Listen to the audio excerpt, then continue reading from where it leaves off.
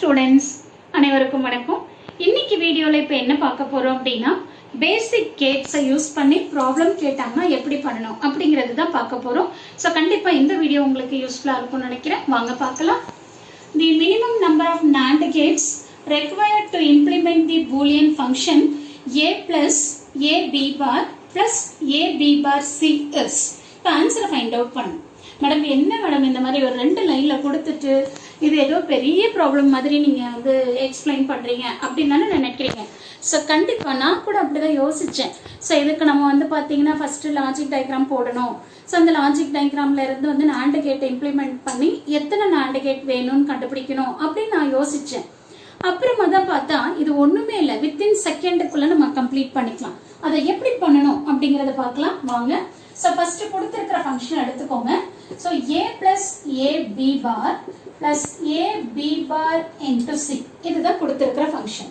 இப்போ நீங்க என்ன பண்ணுங்க, இந்த ஃபர்ஸ்ட் டேர்ம் அப்படியே எடுத்து எழுதிக்கோங்க. ஏவை அப்படியே எடுத்து எழுதிட்டு பிளஸ் இந்த செகண்ட் டேர்ம் தேர்ட் டேர்ம் இது ரெண்டுத்துலயும் பாத்தீங்கன்னா a b bar காமனா இருக்கு, அதை வெளியில எடுத்துருங்க. இப்போ வெளியில எடுத்துட்டீங்க அப்படின்னா ரிமைனிங் என்ன இருக்கும் பாருங்க, 1 plus c ன்னு இருக்கும்.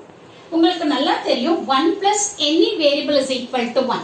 அப்ப நம்ம என்ன எழுதலாம், a plus a b bar ன்னு எழுதலாம். சோ இதோட வேல்யூ என்ன, 1. கரெக்ட்டுங்களா?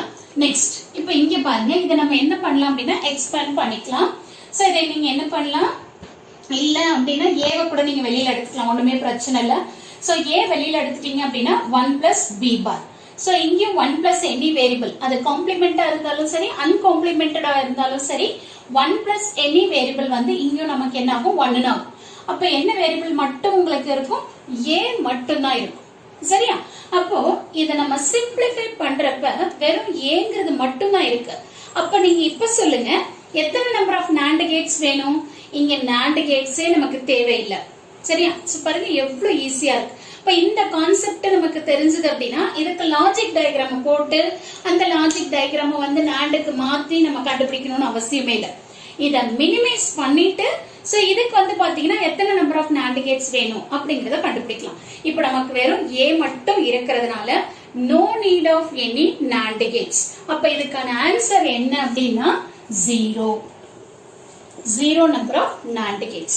பாருங்க எவ்வளவு ஈஸியா இருக்கு. சோ கண்டிப்பா இந்த வீடியோ உங்களுக்கு யூஸ்ஃபுல்லா இருக்கும்னு நினைக்கிறேன். Thank you for watching this.